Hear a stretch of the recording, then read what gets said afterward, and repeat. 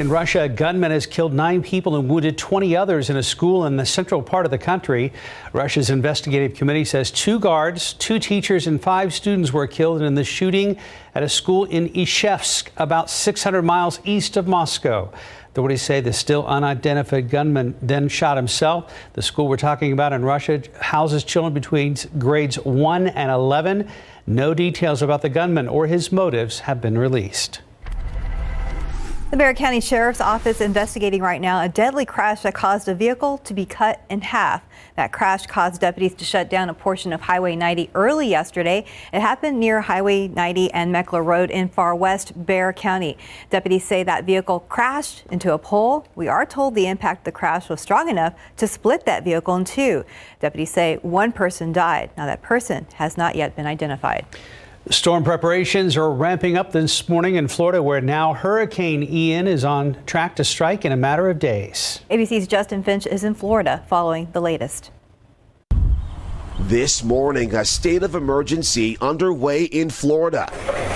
Residents on high alert as Ian is expected to become a major hurricane, though its path through Florida is uncertain. Be prepared now. Take a look at your plans, know where you're going to go, and how to keep your family safe.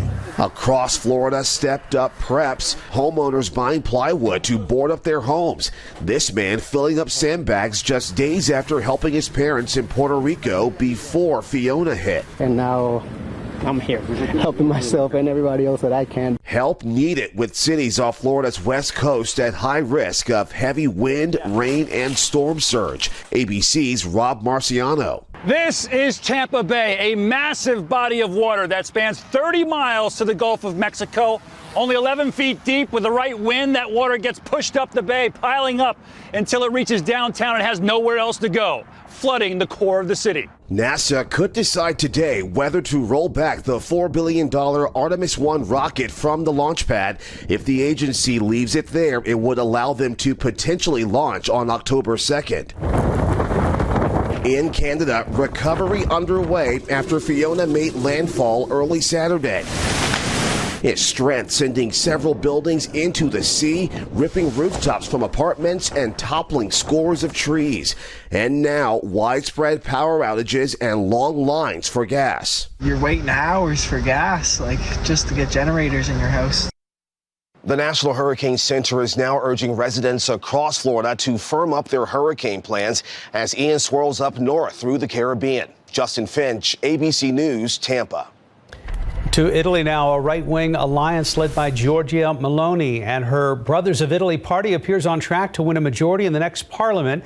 Meloni, a 45-year-old from Rome, will likely become the country's first female prime minister and the most far-right since the reign of Benito Mussolini. She posted a photo claiming victory on social media. The official results are still pending, but Italy's Democratic Party has already conceded. The snap election was triggered after the previous prime minister resigned in July after he failed to unite the government behind his economic policies. Vice President Kamala Harris has arrived in Japan. She is set to attend the state funeral of former Japanese Prime Minister Shinzo Abe and to meet with government officials of Japan and South Korea. As Japan gears up for the Abe funeral, he was assassinated in July, opposition continues to mount in the country against plans for the event, which is scheduled for tomorrow. Opposition lawmakers say the decision to have the funeral was made without consulting Japan's parliament and is expected to cost taxpayers more than 1.6 billion yen or nearly $12 million US.